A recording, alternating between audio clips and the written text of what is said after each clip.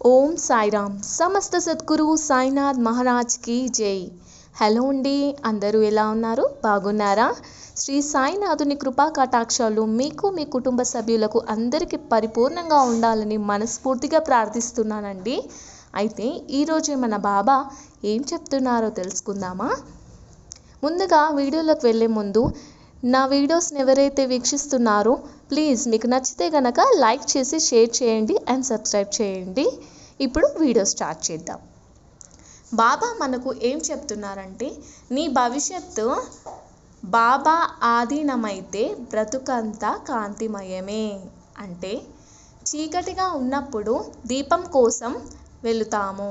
వెలుతురులో మనకు అన్నీ స్పష్టంగా కనిపిస్తాయి. కానీ మనకు కనబడిన దానిని అనుసరించి ఏది మంచో ఏది చెడో నిర్ణయించి ముందుకు నడుస్తాం. ఇది మామూలుగా నడిచే దారి యొక్క విషయం. మనిషికి జరిగిపోయిన భూతకాలము మరియు జరుగుతున్న వర్తమానం బాగానే తెలుసు. కానీ భవిష్యత్తులో ఏమవుతుందో తెలియదు. ఎందుకంటే మనం త్రికాలాగ్నం కాదు కదా. భగవంతునికి గతమే కాదు, రాబోయే అన్ని కర్మల్ని తెలుసు. అందుకే మనం ఏ పని చేసినా ముందు బాబాను ప్రార్థించాలి.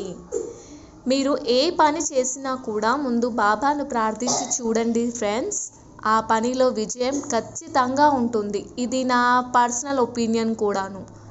మీరు ఏదైనా వర్క్ చేసే ముందు కానీ, లేదంటే ఏమైనా హౌస్ కన్స్ట్రక్షన్ చేసే ముందు కానీ, లేదంటే ఏదైనా మీరు ఒక కోరిక కోరుకునే ముందు కానీ, ఏదైనా పని చేసే ముందు కానీ, నేను ఈ దారిలో వెళ్ళాలనుకుంటున్నాను, అది నాకు మంచియా చెడా మీరే చెప్పాలి బాబా.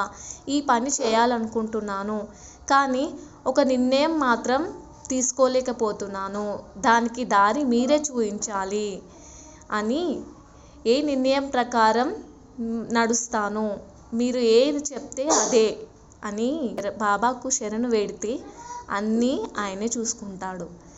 అయితే సమాధి నుంచే మనకు జవాబులు ఇస్తానని బాబా చెప్పారు కదా. కర్తవ్యం నిర్దేశించు అని వేడుకోవాలి. సమాధానానికై త్వరపడకూడదు. అంటే మనం కోరిక కోరుకొని అడిగేసేయాలి అంతే. ఇప్పుడు అవుతుందా, రేపు అవుతుందా, ఎప్పుడు అవుతుంది అనేది దాని గురించి ఇంకా అంతా బాబా చేతిలో పెట్టేసేయాలి. ఎందుకంటే ఒక్కసారి బాబా మన నమ్మకాన్ని పరీక్షిస్తూ ఉంటారు, సమాధానం చెప్పరు. కాబట్టి ఆ పరీక్ష మనం నెగ్గుతామా లేదా అనేది టెస్ట్ చేస్తూ ఉంటాడనమాట. అప్పుడు దృఢ చిత్తంతో బాబా, నా చేతిలో దీపం చిన్నది, 2 అడుగుల తర్వాత ఏముందో నాకు తెలీదు, కనబడదు కూడా. నాకున్న జ్ఞానం తక్కువ, ఎలా అడుగు వేయాలో తెలీదు. నీవు వచ్చి నా చేయి అందుకుంటేనే నేను ముందుకు నడవగలుగుతాను అని ప్రార్థించాలి. బాబాకు మన మనస్సులో ఏముందో అన్నీ తెలుసు. కాబట్టి మన భక్తి నిజమైతే, మన నమ్మకం దృఢమైనదైతే బాబా వచ్చి మన చేయి పట్టుకుంటాడు.